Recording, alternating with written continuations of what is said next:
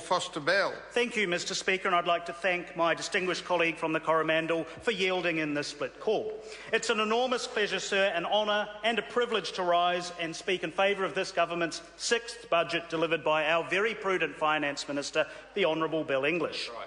Looking through the departmental estimates, it is fantastic to see such a large amount of investment going into the things that really matter to New Zealanders, the areas that make a real difference in people's lives, and not just the pet projects and reckless expenditure that the side opposite seems to prefer. I've been knocking on doors in the Wellington Central electorate over the last weekend, and I have to say, sir, the feedback on this budget has been overwhelmingly positive. That's right. The $500 million package for children and families in particular has been popular among the voters in Wellington. So that's expanding the eligibility and duration for paid parental leave, adding to parental tax credits, giving further access to early childhood education, and especially the free doctor visits and free prescriptions for children under the age of 13 have been extremely popular. Another area of investment, sir, which is of direct relevance to the good people of the capital, is the government's support of the filmmaking industry. The newly restricted screen production grant offers an incentive of a 30% grant to attract international productions, with an additional 5% available for productions that offer significant economic benefits. A 40% grant is available for local New Zealand productions, and the range of productions which now qualify for this grant has been considerably expanded. This has been very well received also, sir. Gisela Carr, the Chief Executive of Film New Zealand, said that it had increased the incentive. It is very welcome, as is the government's recognition that attracting film and television productions has significant wider benefits, including most recently in our tourism sector. With 3 more Avatar films to be fully realised in Wellington, sir, pouring hundreds of millions of dollars into the local economy, I think the proof is in the pudding with this particular policy. We've also heard, sir, that business owners are breathing a sigh of relief that the government has remained prudent in this budget.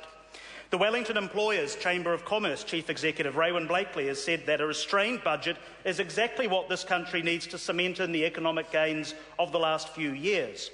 She went on to comment that the budget does not appear to be a vote-winning lolly scramble. That is a very positive thing, and it will build on the platform of return to strong and sustainable growth, adding that the prospect of more jobs, higher wages and tax cuts further down the track will be welcomed across the economy. Also, the Managing Director of Xero, a fine Wellington-based firm, said that the initiatives in the budget that have specifically delivered for business were most welcome, outlining the research and development tax credits and the handback of considerable ACC levies, $500 million worth, as most welcome initiatives. To me, sir, it's also good news that this government's sensible management of the economy has given the private sector the confidence to go forward and make sensible investment decisions. And I, for one, especially welcome the news this week that we've heard a 2,500-seat capacity convention centre and a 5-star hotel are being considered for Wellington by private entrepreneurs and investors. This is something that will only happen when a government provides an environment conducive to the private sector taking these opportunities and risks. Sir, I also welcome the investment this budget makes in boosting trade, supporting exporters, defending the realm and helping our Pacific neighbours with their aid programs. Today, sir, we heard the Honourable Shane Jones in media reports say that he has no regrets about leaving an incompetent and debilitated muddle that is today's Labour Party and coming over here to join the government waka. And, sir, there was nothing in the Honourable Shane Jones's very eloquent valedictory which suggested that this is anything but the truth.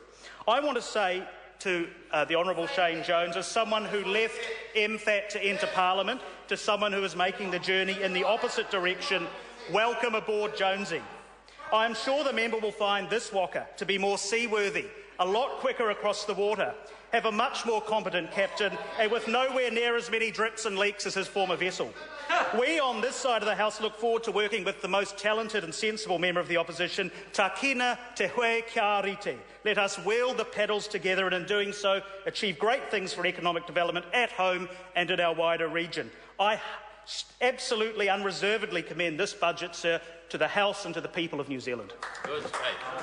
Barbara Stewart. Thank you very much, Mr Speaker. I'm very pleased to take a call on behalf of New Zealand First. Mr Speaker,